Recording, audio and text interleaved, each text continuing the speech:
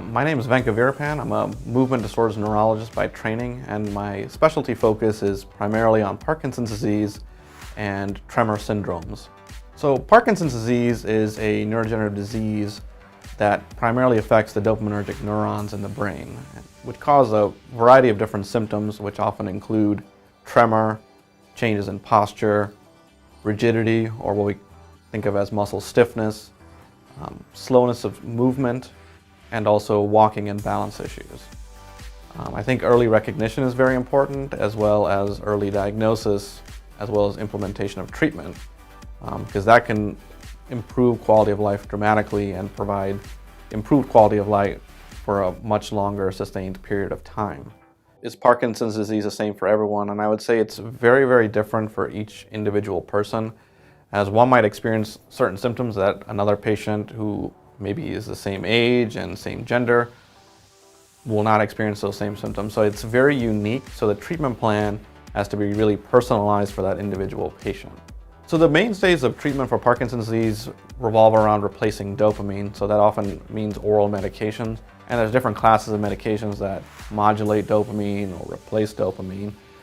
But that is primarily from a symptomatic standpoint, and there's a significant role as well for exercise and physical therapy, and that playing a role in, and there's a lot of research that suggested that it may slow down Parkinson's and certainly improve quality of life long term. The thing that I tell all of my patients is exercise, exercise, exercise. I mean, that has, to me, shown from just personal interaction with patients, the most benefit long term. So I think that's very, very important.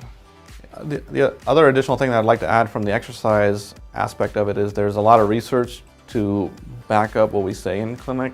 The biggest study was the Parkinson's Outcomes Project that looked back on the importance of exercise, and it definitely suggests at least the outcome of that study was 2.5 hours per week of exercise. And that could be any combination of exercise, whether it's aerobic or strength training or mobility, agility, balance. But so that's the kind of framework we use. So oftentimes I tell people, 20 minutes a day or 30 minutes a day, more days of the week than not, to kind of add up to that is very beneficial long term. So, and everyone's exercise regimen is going to be different. And a lot of that just depends on what you're physically going to be able to do. Even if you're able to exercise at home, whether it's just walking, or if you're one of our more avid exercisers who enjoys running on a treadmill or those sort of, or swimming or whatnot, whatever you can do to stay active is what I would recommend. My name is Carrie Caskey, and I'm an occupational therapist. So our class is tailored for anyone with Parkinson's at any level of Parkinson's. We have people that come in wheelchairs, and some people that come in walking, and it's really hard to tell that they may have Parkinson's. A lot of our classes are done from a chair level, so for people that need to sit, they can sit. For people that stand, we can make things more challenging. And it's really tailored for all Parkinson's patients and just to keep moving. Some people come in with fears of not being able to do certain things, whether it's because of balance or pains associated with other medical diagnoses, and it's really nice that we can just modify as needed for everyone that comes in the door. It's been so neat to see the program grow from what it was so many years ago to what it is today. It's so neat to see each month progress that all the patients are making. Along with making physical progress, it's really neat to see the social progress that people are making. We have a little family here, and we all make friends, and all the members that come to class are getting close, and we have that social interaction aspect that Parkinson's patients really need. My name is Gavin Lunsford, and I teach the Parkinson cycle class here at the Anderson YMCA.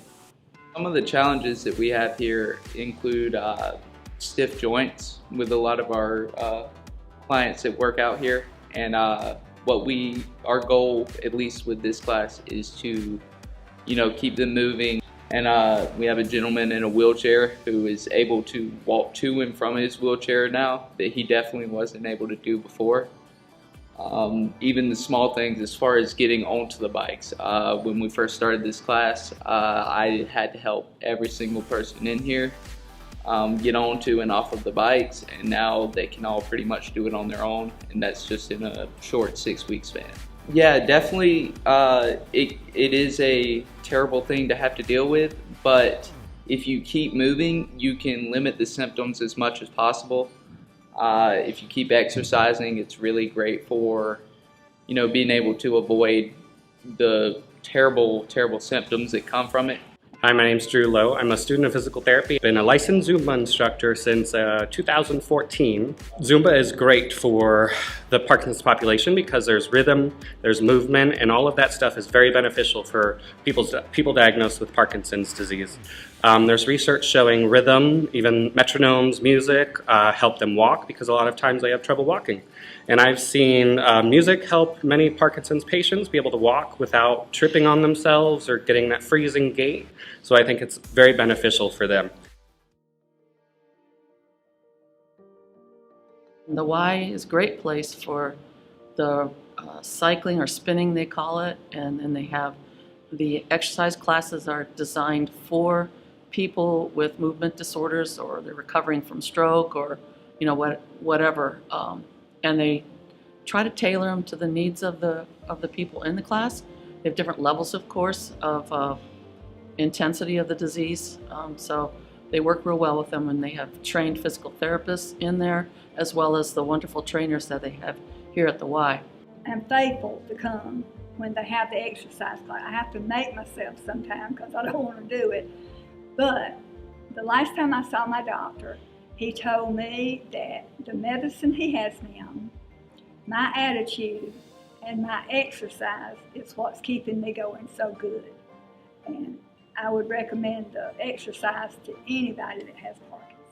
I was having trouble at work and I kept falling down, and then they sent me to the specialist in Greenville, and right away she diagnosed me with Parkinson, and she got me the medicine and everything, and I kept falling down. I kept falling down backwards at the grocery store, in the kitchen mostly, and she changed my medicine. I was in the house all the time. I didn't do anything. The only time I went out was to the doctor or the grocery store. And then I says, well, I want to start exercising, whatever. So I came to the Y, and I've been coming for like maybe 3 months or so, and I'm doing the exercise. They showed me how to do all the machines in the exercise room, and I've been doing the class 2 times a week, and I've been doing it for a while, and I come like 3 times a week. They have different things for us, and right now I am doing so well, so well. A lot of time I could walk now. I can't remember the last time I fell. In 2012, I had 2 strokes and a lot of TIAs. I ended up part blind, paralyzed on the right side, and I couldn't talk. I recuperated from all that and as best I could. And then I was slowly getting worse, and the doctors were having a hard time figuring out. Finally, they decided I might have Parkinson's-like symptoms. So they sent me to a neurologist, and they said, I don't have Parkinson's, but I have the symptoms, and they started giving me the low dose of the carbidopa. And then things kept getting worse and worse and worse, and then my hand was curved like this at one point, and I could barely go to it on the left side. My toes were curling. And they referred me to another specialist who works with people who have major problems, and he looked at me and he said, you definitely have Parkinson's. They sent me for the test, and it confirmed that I do have Parkinson's. He did not have another stroke causing the symptoms. And they upped my carbidopa. They basically tripled the carbidopa that they were giving me at the other places, and everything finally calmed down. I could think straighter again. My brain came back, and my doctor's been, you can see the shake in my hand. The doctor's giving me Botox. When I saw him, my hand was like this. He's giving me Botox to help straighten the arm out. My arm, I couldn't get deodorant under my arm, and now I could lift my arm up. toes on both my feet were curled like this, and now they're almost straight. Coming to the Y has helped with the blood flow. Got everything lined up. I can move my arm. My hand is no longer painful anymore. With the exercises we're doing at the Y, stretch. It's all about stretching and big movements. Got my arms straight up. My toes are better. My equilibrium is better. And my wife says my brain's back. One of the things I noticed, I mean, he used to fall 3 times a week. He could barely walk to the car before, so the exercise program that they have here has really made a big difference because he is walking and he's exercising and moving and definitely improved.